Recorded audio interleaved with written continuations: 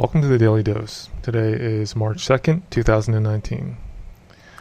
So, Alexandria Ocasio-Cortez continues to make a lot of noise in Congress and to be one of the most outspoken freshman congresswomen in recent history, at least, and maybe all of American history for all I know. I certainly can't remember one in my lifetime who's been more outspoken. On Friday, it was reported that she threatened fellow Democrats who didn't vote strictly along the party lines that they will be primaried, or they run the risk of being primaried in the upcoming 2020 election if they don't vote strictly along the Democratic agenda. So here's an excerpt from the New York Daily News, dated March 1st, yesterday. The progressive hotshot from the Bronx privately demanded Thursday that moderate Democrats toe the party lines, stop voting with Republicans, and bend to the will of the House Speaker, or find themselves on a list for possible primary election challenges. The 29-year-old New York congresswoman lobbed the veiled threat during a closed-door caucus meeting while excoriating 26 party centrists for voting in favor of adding a controversial GOP amendment to a gun control bill passed by the House this week. Excoriating 26 party centrists. Imagine that. A freshman congresswoman, no more than 2 months into office, barely 2 months into office, excoriating 26 fellow congressmen and women who probably aren't all freshmen, if maybe not even any of them are freshmen. This would be a lot like running a business for over 10 years and then hiring an entry-level junior staffer, and then that person goes on to excoriate you and your staff for not doing things exactly the way she expects you to do them. Maybe you don't recycle, or maybe you don't use certain type of light bulb that's energy saving, or whatever it happens to be. Now, in the case of a private business in the private sector, you can just fire that person. I think that would be most likely what happens. But in Congress, almost the exact opposite is happening. AOC is garnering more media attention, and she's almost consolidating her power. She's flexing her muscle, which is an interesting phenomenon. Where does she even get the confidence to do this? How does she feel such confidence and have the moxie to do this sort of thing, especially in such a public way? Well, that's because her power doesn't derive from her relationships in Congress, or at least not all of it, at least, or even most of it. Her power derives from her constituency base, as well as her mandate in the general public. AOC is by far the most highly exposed congresswoman and congressman today.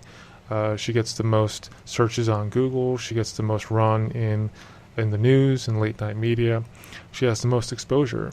This is kind of like Chris Christie in 2010, if you remember. He made a big splash and garnered almost immediate national attention. And this attention, if positive, amounts to political currency, and this is her real power.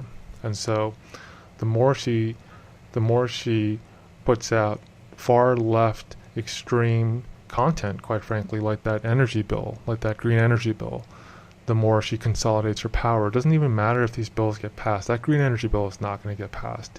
There's no way that's going to get enough votes in the House and the Senate, but it doesn't matter. That's not really the point. It consolidates her strength in the mainstream media, on the Twitter sphere and CNN and New York Times and whatnot. And that's where her power derives from. Now, in our continually polarizing political atmosphere, what we're seeing is a voter electorate that's polarizing with it. The left and the right are growing further and further apart. That Overton window is no longer a window. It's more like, I don't know, two windows with a huge gap in between. The moderate and the centrist constituencies and their corresponding politicians, their representatives, are disappearing. Just like the middle class in this country is disappearing. It's probably not unrelated, by the way. So what's going on? We're having an extreme push to the left and to the right, as we've seen by Donald Trump. But don't forget, in 2016, Bernie Sanders burst onto the scene and almost pulled one off. came dangerously close to the point where Hillary was really sweating it out. That was just the initial rumblings, much like the early tremors of an oncoming earthquake. Well, that earthquake itself is coming in 2020. And we're about to see quite a few far extreme left candidates in congressional districts races in 2020, and even for the presidency. We're seeing one right now. His name is Andrew Yang, who is running for president, and he is running almost strictly on a platform of universal basic income, basically giving away free money to every citizen in this country. Doesn't get much more far left than that. This man understands that to resonate with the current electorate of the left, you have to go extreme. And you know who else understands that is AOC. She knows what she's doing. She's no fool. She may sound like a fool, and I'm the first to admit that.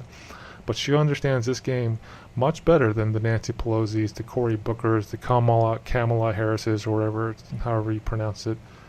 She understands this game much better than them. So this is a harbinger of things to come. AOC is a symptom of the electorate. She's not a shooting star. She's not a one-hit wonder. And she's also not like we saw about a decade ago with the Tea Party. The Tea Party wasn't a symptom of the electorate. It was a knee-jerk reaction to the bailouts, the trillion-dollar bailouts of the Bush and the Obama administrations. It was basically just a reaction to that one situation, and once that faded into memory, the Tea Party mostly faded into memory as well. It did not split the Republican Party, or it did for a little bit, but the Republican Party clearly recovered. In this case, that's not what's happening. There is no singular event that's causing people like AOC and Andrew Yang and Bernie Sanders to gain national attention. This time it's a reflection of demographic shifts.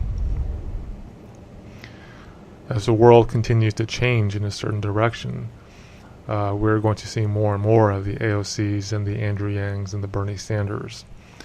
As the U.S. demographics continue to shift, as we continue to import more and more immigrants from uneducated third world countries, as our own educational system continues to slip to embarrassing levels, as we continue to teach our children to respond to things emotionally, to not use their reason, their cognitive abilities, as we continue to poison the minds of our children by telling them to think only emotionally and react strictly emotionally, we're going to see more and more AOCs, Bernie Sanders, and Andrew Yangs. That much I promise. The same is probably going to happen to the right, but we're going to have to wait for Donald Trump to finish out his terms first. The point is, the wedge is growing deeper and deeper between the left and the right, and there is no more middle. So what do we do about this? What is the answer to this problem? Well, frankly, there is no answer. This isn't even a problem. This is just the way things are going.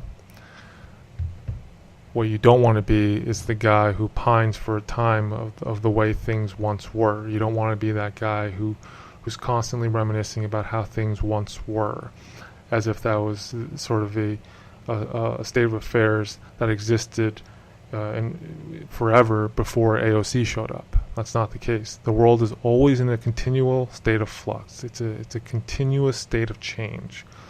And every generation that comes and goes, there are people who pine for the way things were in the previous generation.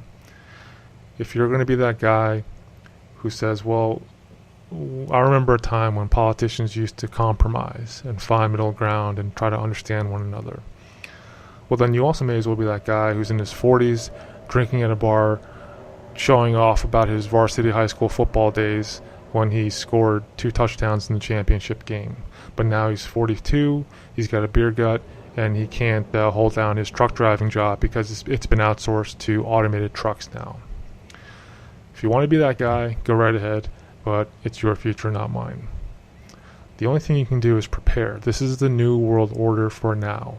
This is going to be how our generation is defined. AOC is going to represent our generation of politicians. Same as Andrew Yang, same as Bernie Sanders, and whoever else is coming up behind them.